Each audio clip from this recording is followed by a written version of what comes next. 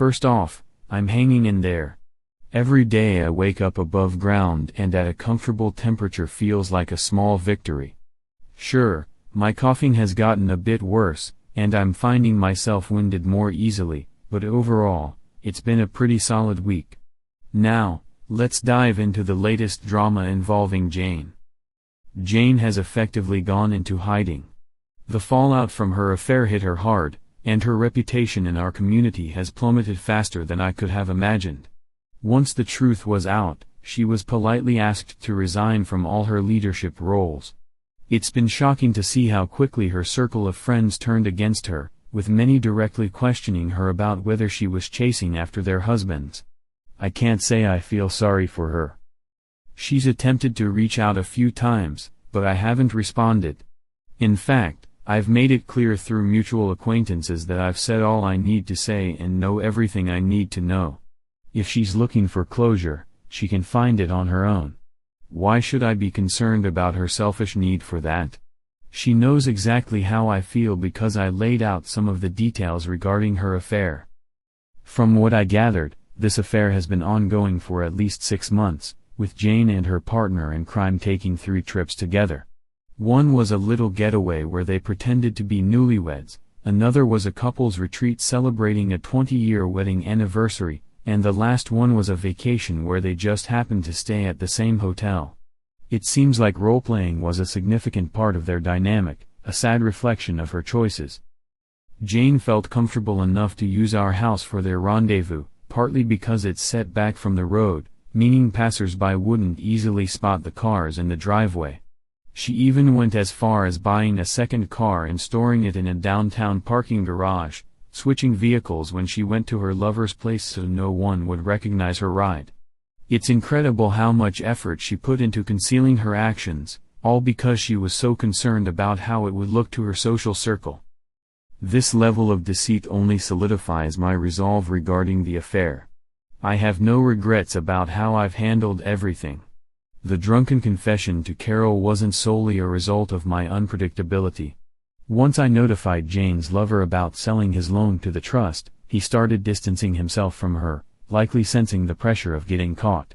And in her desperation, Jane let it all spill out to Carol. It's become painfully clear to me that Jane's affair partner had ulterior motives for getting involved with her, but that doesn't excuse Jane in any way, it just makes her look even more pathetic. It seems that this guy wanted Jane's assistance with his loan from me, while Jane was dreaming of a flashy lifestyle funded by his money. It's fascinating how miserable people tend to gravitate toward each other. If only decent individuals could find ways to separate the good from the despicable, we might end up with better partners all around.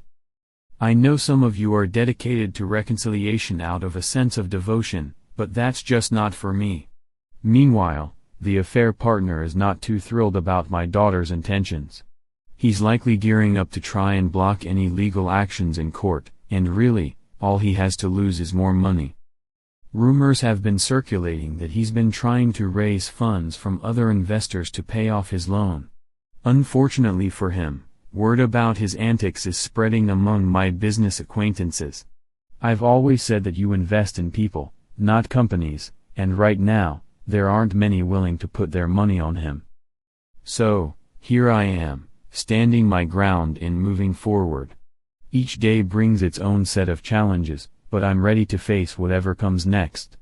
Jane's choices have set her on a destructive path, and I refuse to be dragged down with her.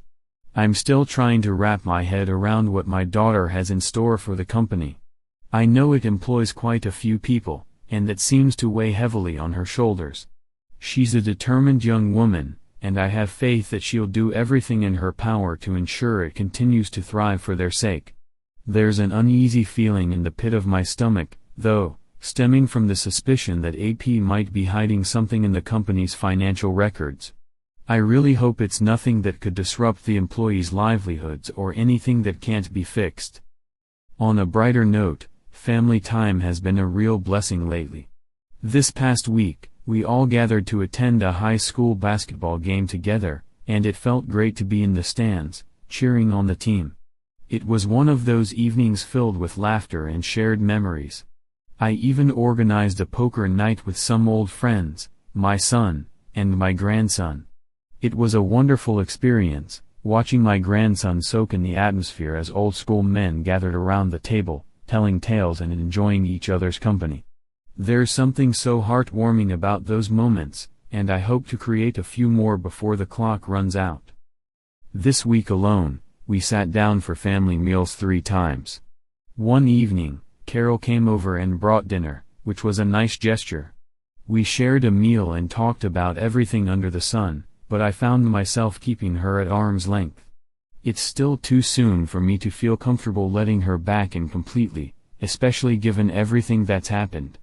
I know she means well, but there's a protective instinct in me that holds me back.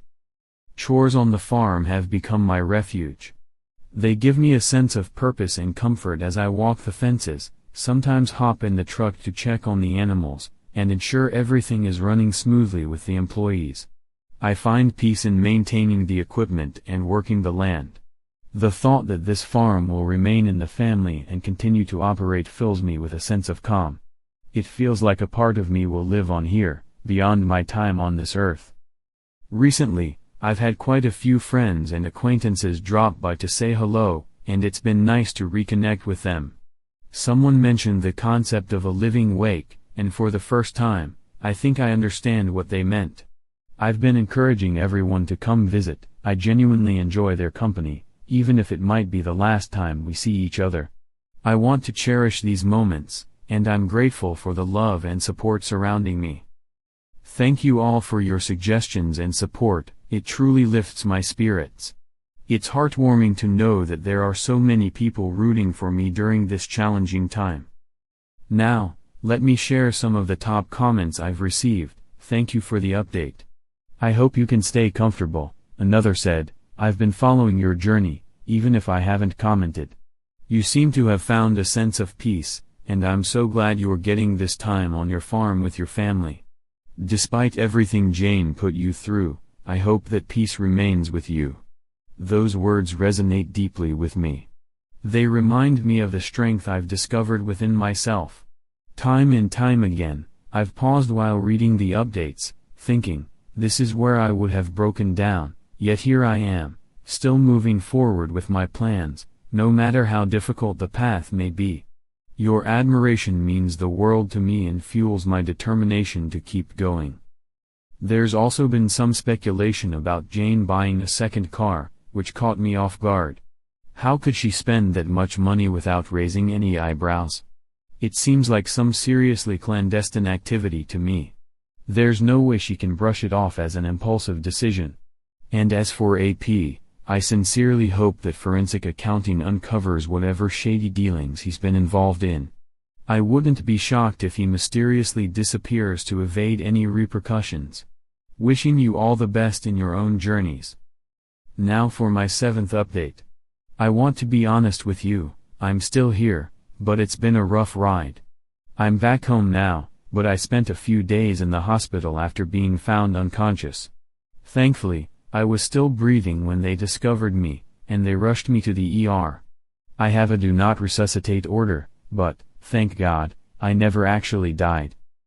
I've always had a strong aversion to hospitals, but with my current diagnosis, that dread has only intensified. Stepping into one now feels like walking into a battlefield, knowing the stakes are higher than ever. The sterile smell, the beeping machines, and the busy staff, they all amplify my anxiety. But through it all, I'm grateful for the love of my family and the simple joys of farm life, no matter how fleeting those moments may be. Each day brings its challenges, but it also brings opportunities to create lasting memories with my loved ones, and that's what I cling to.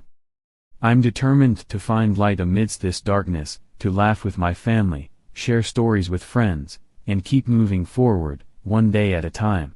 It's a journey I didn't choose, but I'll embrace it with all I have, cherishing every moment along the way. I had made up my mind, I didn't want to die cooped up in a hospital room. I had been back home for a while now, but the truth was, I was no longer allowed to drive anywhere, not even on the farm.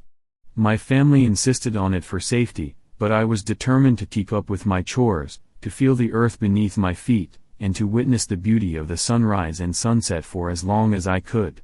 Full-time home health care workers were part of my new routine, more like babysitters in my eyes, but I wasn't going to argue about it with my family. The memories of what had happened before I woke up in the hospital were hazy at best. I recalled fragments, but they felt like they belonged to someone else. The first clear image I had was of my family gathered around my hospital bed, their faces a mixture of relief and concern. I was stable now, and the doctors were just monitoring me, running more tests to be sure everything was all right. Sarah, my daughter, or Carol, my devoted friend, was by my side almost the entire time. There was one night, however, when I woke up alone. Blinking away the fog of sleep, I was startled to see Jane sitting at my bedside. Apparently, she had convinced a nurse to let her in, wielding the wife card like it still meant something. I was exhausted, but there she was, playing the part of the sweet and devoted spouse. As she held my hand and stroked my head, a wave of discomfort washed over me. I pulled my hand away instinctively, and the hurt in her eyes was palpable. That was when she launched into her well-rehearsed apology, claiming she was sorry for everything, that she didn't mean any of the things she had said. I was just trying to use him, she lamented, her voice dripping with faux remorse. I didn't respond, I simply sat there, letting her words wash over me like background noise. This seemed to irritate her even more. "You need to talk to me," she insisted, raising her voice just enough to draw the attention of the nurse on duty. The nurse, noticing the tension, stepped in smoothly. "Jane, I need you to wait outside for a moment, I have to conduct some checks," she said, her tone firm but polite. As soon as Jane stepped out, the nurse turned to me, concern etched on her face. "Are you okay?" she asked gently. I sighed, feeling a mix of relief and frustration. Jane is my ex-wife, and there should be notes in my file saying she shouldn't be allowed in here. The nurse nodded, apologetic, and asked what she could do to minimize my stress. "Please call my emergency contacts," I requested. She did so, and about 45 minutes later, Sarah and Carol walked into the room. By then, Jane had returned, still spewing her insincere apologies, albeit at a much quieter level. When she saw Sarah and Carol, it was clear she knew she needed to leave. I quietly asked her to just go. "None of the other patients deserve this scene," I said, my voice calm but firm. "Stop thinking about yourself for a moment and just leave." To my relief, she exited quietly, though not before giving me a quick peck on the forehead. I recoiled slightly, but I accepted it for the peace of the other patients around me. Once she was gone, Sarah and Carol rushed to my side, profusely apologizing for the disturbance. Honestly, I couldn't be mad at them, they had their own lives to juggle and were doing their best to keep me from being alone again. I could only imagine that Sarah had thanked the nurse for calling them, while also expressing her anger at the staff for letting Jane in against explicit instructions. This whole episode reinforced a harsh truth: Jane was like a drowning person, desperately grabbing at anything to stay afloat. I wasn't special in her eyes, I was merely a lifeline for her, someone she could use to keep from sinking. Each interaction with her only deepened my understanding of how dark her soul had become. As for her new partner, he was still the same arrogant jerk he had always been. His accounting department had seen the writing on the wall, and during meetings with my daughter, he had painted a clear picture of his lack of integrity. It was unsettling to think how intertwined our lives had become, yet here I was, fighting for my own survival, both physically and emotionally, as I tried to untangle myself from the mess Jane had created. There's no denying that the affair partner, AP, has been skating on thin ice, operating entirely within the legal framework of his business. However, it's become painfully clear that he was manipulating every perk and exploiting every loophole available to inflate his income, all at the expense of the company's overall health. The moment my daughter takes the reins, he's in for a rude awakening, a staggering 60% reduction in his earnings. I can only imagine the fury that revelation will ignite in him. There's a strong possibility she might even fire him outright, relegating him to a quiet, minority ownership role. His lavish lifestyle is on the verge of crashing down. While he has threatened lawsuits, he hasn't actually filed anything yet. Honestly, I think his reputation and credit standing in the community are in shambles, something he'll have to reckon with soon enough. Meanwhile, Carol has gradually become a more permanent fixture in my life. I have to admit, I genuinely enjoy her company. It's comforting to have someone around during these turbulent times. Perhaps she's wearing down my defenses in the best possible way. Carol has taken to spending several nights a week here, and while I'm hoping for a swift recovery, my inability to drive means I'll need to lean on others more than ever before. It's a new chapter for me, one that feels daunting and uncertain. Carol has eagerly volunteered to support me through this transition. And just to clarify, there's nothing romantic between us, just a close companionship that helps ease the weight of the situation. I truly appreciate all the support I've received from everyone in this community. Now, as for the top comments, I've been following your journey intently as you've shared your experiences. I want to wish you continued strength and peace as you navigate this unfortunate path. While my story differs from yours, I experienced a massive stroke 6 years ago that completely shifted my perspective on life. That event helped me see who was truly in my corner and allowed me to cut out a lot of the unnecessary baggage that weighed me down. I've learned to appreciate every moment, especially knowing that another stroke could happen at any time, whether that's next week or a decade from now. Life is unpredictable, and we're not guaranteed anything. I sincerely hope that whatever time you have left, you find ways to pursue genuine happiness and fulfillment. Take care, and good luck on this journey, my friend. Your insights are powerful, clarity does indeed bring strength, and I wish you all the best in finding that clarity moving forward. It's disheartening to witness Jane's relentless selfishness. She continues to showcase her utter disregard for others, proving just how self-absorbed and cruel she truly is. I wish you peace and comfort in these challenging times, and may your suffering be minimal, surrounded by the love of your family. Best wishes, Op. Thank you. I could easily label Jane as a cockroach, but honestly, that would be an insult to cockroaches everywhere. I just discovered your story today, and I deeply admire the grace and strength you've displayed through it all. Here's a piece of advice that comes from my own experience. I lost my mother several years ago, and one of my greatest regrets is not having more videos of her. Sometimes, I find it hard to remember her voice and the little nuances of who she was. I encourage you to record messages for your children and grandchildren, important milestones like graduations, weddings, and births.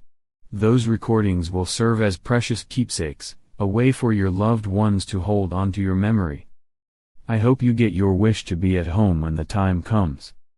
Now, for the sad and final update, it is with a heavy heart that I share the news of Op's passing. May his soul find peace.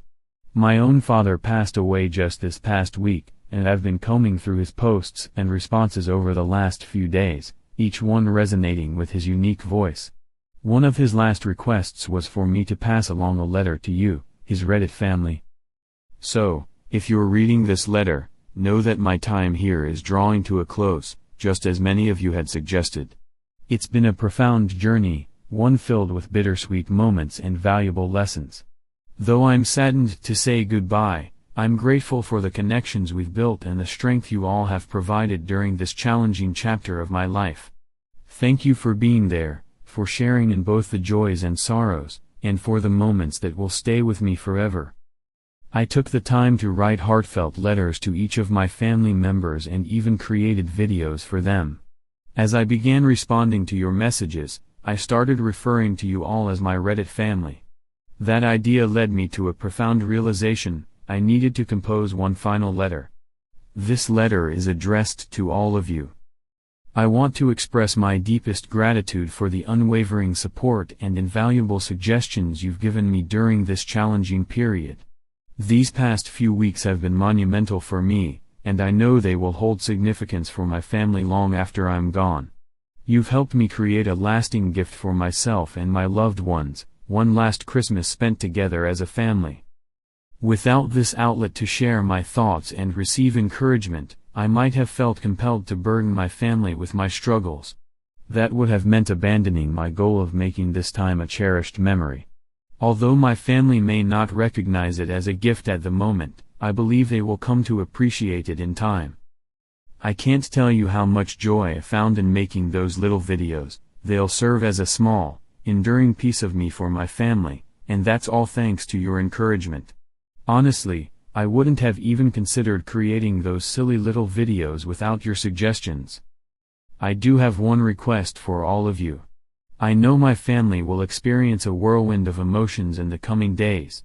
While I understand that many of you are eager for a conclusion to my story, I kindly ask that you allow them the space to grieve and keep requests for updates to a minimum.